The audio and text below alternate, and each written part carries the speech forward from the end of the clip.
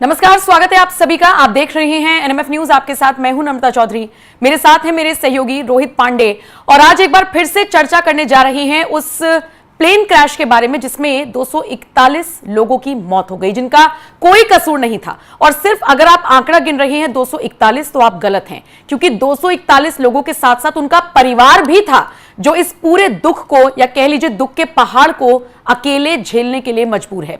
लेकिन इन सबके बीच तमाम सवाल उठ रहे हैं इस प्लेन क्रैश को लेकर। तमाम ऐसे ट्वीट्स भी सोशल मीडिया पर वायरल हैं जिनको देखने के बाद कयास लगाए जा रहे हैं कि ये किसी साजिश का शिकार तो नहीं हुआ। बहरहाल इन सबके बीच ये प्लेन क्रैश क्यों हुआ, इसका सच अब जल्द ही खुलेगा। खबर मिल रही है कि इस प्लेन क्रैश के बाद इस प्लेन का ब्लैक बॉक्स बरामद कर लिया गया है, उसका डीवीआर बरामद कर लिया गया है। और ये ब्लैक बॉक्स क्या होता है और ये कैसे काम करता है, इसमें ऐसी कौन सी जानकारियां हैं जिसकी वजह से मैं कह रही हूं कि अब वो राज खुलेगा जिस वजह से ये हादसा हुआ। ग्राफिक्स के जरिए आपको समझाते हैं। फुल फ्रेम ग्राफिक्स चलाइए। क्या होता है ब्लैक बॉक्स, ये आप समझिए। ये एक खास डिवाइस होता है जो हर हवाई जहाज में लगाया जाता है। ये फ्लाइट से जुड़ी जरूरी जानकारियां भी रिकॉर्ड करता है। इसी के साथ ब्लैक बॉक्स, जैसा कि आप नाम से समझ पा रहे हैं, लेकिन इसका रंग काला नहीं बल्कि ऑरेंज होता है, मतलब चमकीला ऑरेंज आप इसे कह सकते हैं। चमकीला ऑरेंज कलर इसलिए होता है ताकि इसे आसानी से ढूंढा जा सके। अच्छा, एक ब्लैक बॉक्स 2 हिस्सों में बटा हुआ होता है, यह भी जानकारी आपको होनी चाहिए। अब ये 2 हिस्से कौन कौन से होते हैं? एक होता है सीवीआर, जिसे कि कॉकपिट वॉइस रिकॉर्डर कहते हैं। और इसके अलावा जो दूसरा हिस्सा होता है वो होता है एफडीआर, यानी कि फ्लाइट डेटा रिकॉर्डर। यानी नाम से ही आप समझ सकते हैं कि सारा डेटा इसमें रिकॉर्ड होता होगा। ब्लैक बॉक्स को बेहद मजबूत बनाया जाता है। हादसे के बाद भी ये ब्लैक बॉक्स ना टूटे, इतना मजबूत इसको बनाया जाता है। तो कुल मिलाकर ग्राफिक्स के जरिए आपने समझा कि ब्लैक बॉक्स क्या होता है। आप मेरे सहयोगी रोहित पांडे मेरे साथ जुड़े हुए हैं। रोहित, ब्लैक बॉक्स क्या मिला है, सबसे पहले तो ये बताइए। ब्लैक बॉक्स का डीवीआर मिलने की खबर है, और अगर ये मिला है तो ये कौन कौन से राज खोल सकता है? बिल्कुल, और डीवीआर मिलना एक बड़ी सफलता है जो कि खबर आ रही है अभी, और कल से ही इसकी चर्चा हो रही थी कि क्रैश क्यों हुआ। अब डीवीआर में ये सब कुछ जानकारी होगी कि क्या कुछ कहा पायलट ने, क्या बातचीत हुई, क्या कमांड दिया गया, और क्या रनवे पर बातचीत हुई। मतलब जो कुछ भी फ्लाइट में होता है वो सब कुछ ब्लैक बॉक्स में रिकॉर्ड होता है, डीवीआर में, एफडीआर में, दोनों जगह पर। मतलब कॉकपिट वॉइस रिकॉर्डर, इससे आप समझ सकते हैं कि सीवीआर भी एक होता है, और सीवीआर में भी सब कुछ रिकॉर्ड होता है, और एफडीआर एक होता है, फ्लाइट डाटा रिकॉर्डर। अब ब्लैक बॉक्स में ये सब चीज़ें होती हैं, अलग अलग हिस्सों में ये बटा होता है। तो डिवाइस जो ये मिली है उसके जरिए अब चीज़ों को पता लगाया जाएगा कि बातचीत क्या हुई थी। क्या शुरुआत से ही कोई प्रॉब्लम थी रनवे पर जब फ्लाइट गई, या फिर जब फ्लाइट ने टेक ऑफ किया वो 30-40 सेकंड या 3 मिनट बताया गया कि हवा में थी, उस बीच में कुछ दिक्कत आई। ये सब अब उसी डीवीआर, सीवीआर, एफडीआर से निकलकर सामने आएगा। और यही वजह है कि एटीएस को भी जिम्मेदारी दे दी गई है कि एटीएस इस पूरे मामले की जांच करे, क्या यह कोई साजिश थी या फिर एक दुर्घटना थी। तो ये तमाम एंगल्स पर बातचीत होनी है, जांच होनी है। और जिस तरीके से 200 आपने जिक्र किया कि 241 लोगों के साथ ही उनके परिवार, लेकिन नमता कई परिवार ही पूरे खत्म हो गए। हाँ, बिल्कुल। एक फैमिली थी 5 लोगों की, इसमें 3 छोटे छोटे बच्चे थे और पति पत्नी थे। अब ऐसे में अगर कुल मिलाकर देखा जाए तो चाहे सीवीआर हो, डीवीआर हो या फिर एफडीआर हो, अब ब्लैक बॉक्स में ये सब चीज़ें मिलेंगी तो एक एक चीज़ का राज खुलेगा। राज में इसलिए कह रहा हूँ क्योंकि तमाम तरीके की बात हो रही है। दोनों इंजन फेल हुए थे जो कि अमूमन होते ही नहीं हैं। कल मैं एक पायलट से बात कर रहा था जिनका प्राइवेट जेट भी है, हेलीकॉप्टर भी है। वो बता रहे थे कि दोनों इंजन बहुत कम मामलों में फेल होते हैं। और मैंने उनसे जब पूछा कि क्या लगता है कभी ऐसा हादसा हुआ जब दोनों इंजन फेल हुए, तो उन्होंने कहा कि अगर आप बहुत पीछे जाएंगे तो आपको कुछ 1-2 हादसे मिल सकते हैं, लेकिन ऐसे केसेस बहुत कम आए कि जब दोनों इंजन फेल हो, क्योंकि दोनों इंजन एक दूसरे से अटैच नहीं होते हैं। मतलब दोनों की कमांड अलग होती है, और जैसे ब्लैक बॉक्स में दोनों चीज़ें अलग होती हैं, दोनों की कमांड इंजन की अलग होती है। एक फेल हो गया तो दूसरा संभाल लेता है, लेकिन इस केस में ऐसा नहीं हुआ, दोनों इंजन एक साथ फेल हुए। तो राज इसलिए कह रहा हूं कि क्या दोनों इंजन फेल होना कोई बहुत बड़ी साजिश थी? दुनिया के तमाम न्यूज़ चैनल्स हैं जो कि तमाम इशारा कर रहे हैं बहुत कुछ चीज़ों की तरफ। उनकी पुष्टि नहीं है क्योंकि केवल दावे हैं, लिखा जा रहा है, और इसीलिए जांच का विषय है और एटीएस को जिम्मेदारी दी गई है। अब बात करें उन परिवारों की जिनका आप जिक्र कर रही थी कि 241 परिवार, एक शख्स जिंदा बचा, और मुझे लगता है कि इससे बेहतरीन सौभाग्य शायद जिंदगी में किसी का होता ना हो, जो कि विश्वास का रहा। और फिर अब ऐसे में 241 परिवार ही नहीं नमता, कई ऐसे परिवार जो कि पूरी तरीके से खत्म हो गए।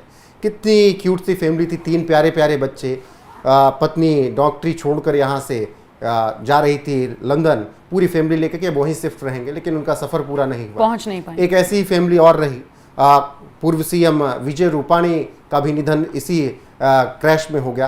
तो ये तमाम बड़ी दुर्घटना, जो बड़ी खबर रही, बहुत दुखद खबर रही, लेकिन अब इसके पीछे का कारण पता लगाया जाना चाहिए। और यही वजह है कि जैसे ही ये दुर्घटना हुई, प्रधानमंत्री नरेंद्र मोदी ने तुरंत आदेश दिया, सबसे पहले कि विमानन मंत्री राम मोहन नायडू घटनास्थल पर पहुंचे।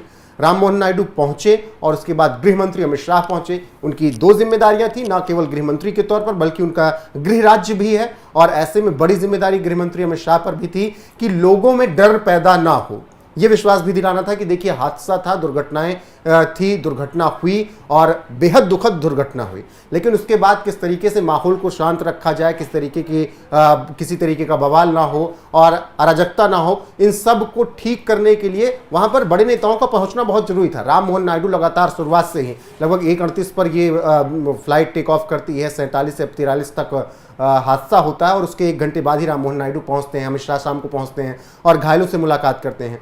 और 241 तो यात्री जो थे प्लेन में थे, उनकी डेथ हुई, एक बचा 242 में। इसके अलावा जिस मेस पर गिरा वहां पर डॉक्टर्स थे, MBBS डॉक्टर्स थे, तमाम बच्चे थे, जो कि लंच टाइम था, 1:30 बज रहे थे तो लंच कर रहे थे वो लोग, वहां पर भी कई लोगों की डेथ हो गई। तो ये आंकड़ा 250-260 के पार जाता हुआ दिख रहा है। ऑफिशियल स्टेटमेंट जब एविएशन की आएगी, जब मिनिस्ट्री की आएगी, तब पता चलेगा कि कितना नुकसान हुआ है। लेकिन अभी ब्लैक बॉक्स की चर्चा इसलिए, कल मैं फिर वही कह रहा हूँ, पायलट से जब बात कर रहा था उन्होंने कहा कि अगर ब्लैक बॉक्स मिल गया तो आप ये मान लीजिए कि 80 से 90% चीज़ें आपके सामने होंगी कि ये क्रैश क्यों हुआ। मतलब कि ब्लैक बॉक्स जो कि नारंगी कलर का होता है, ऑरेंज कलर का होता है, वो 90% चीजें आपको बता देगा कि ये दुर्घटना क्यों है। मतलब ऑडियो के साथ साथ वीडियो भी रिकॉर्ड होता है क्या? बिल्कुल, पूरा डेटा रिकॉर्ड होता है। बिल्कुल, ऑडियो भी रिकॉर्ड होता है, फ्रीक्वेंसी तक रिकॉर्ड होती है, वीडियो रिकॉर्ड होता है, क्या बातचीत पायलट की हुई, क्या कुछ एयर ट्रैफिक ने बताया उधर से, और दोनों के बीच कम्युनिकेशन क्या हुई, दोनों पायलट जो हैं उनके बीच कम्युनिकेशन क्या हुई, क्रू मेंबर ने क्या कुछ उस बीच में इंस्ट्रक्शंस दिए, वो सब कुछ इन ब्लैक बॉक्स में आपको सुरक्षित मिलेगा।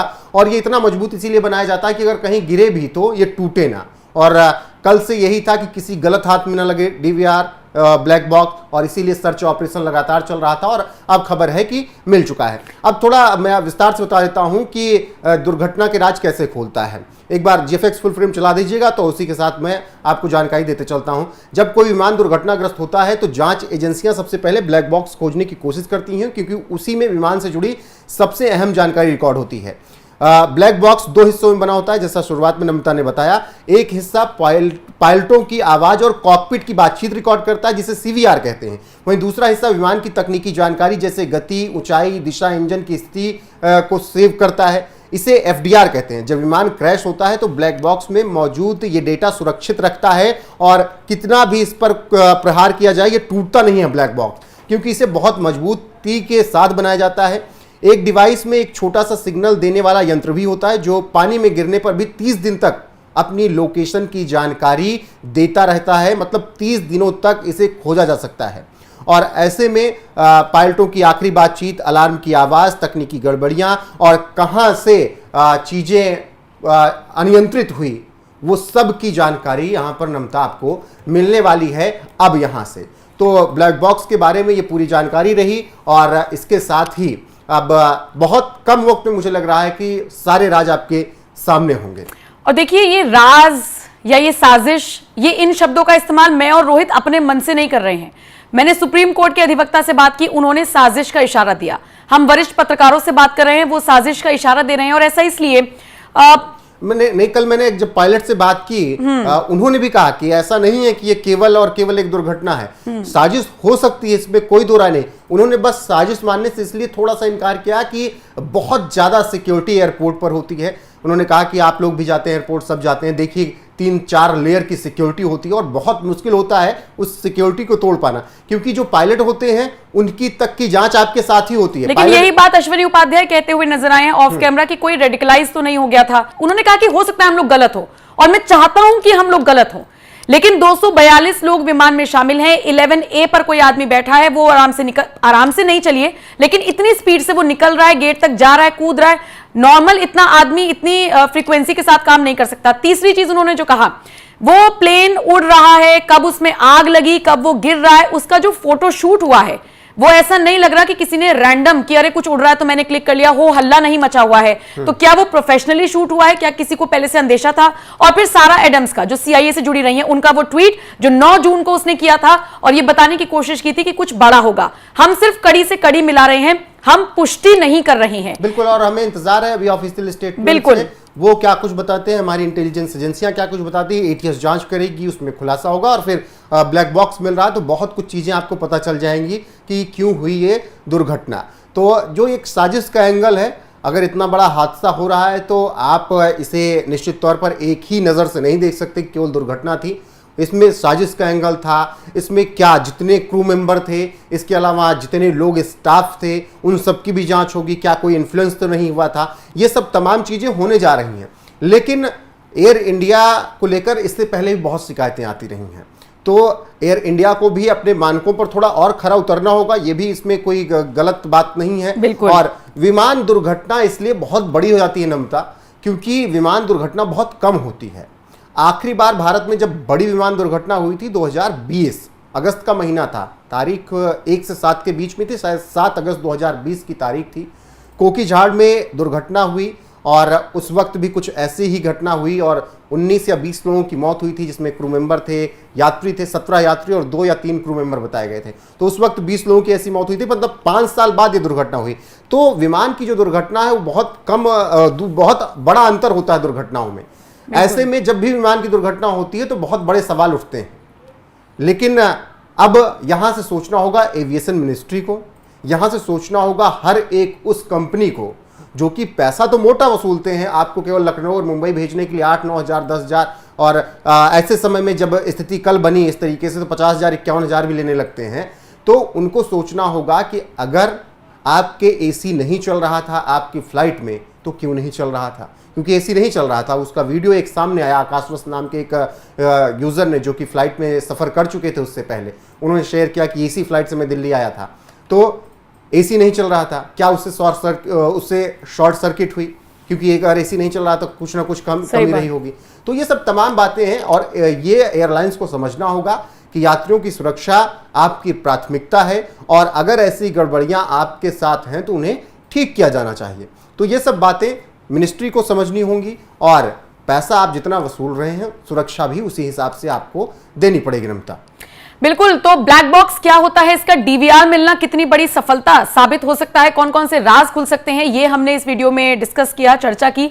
उम्मीद है ये वीडियो, ये जानकारी आपको पसंद आई होगी। बाकी जो भी अपडेट आती रहेगी वो आप तक पहुंचाते रहेंगे। शुक्रिया रोहित ये जानकारी देने के लिए। बाकी आपका भी शुक्रिया इस वीडियो को देखने के लिए। अपनी राय हमें कमेंट करके जरूर बताइएगा। नमस्कार।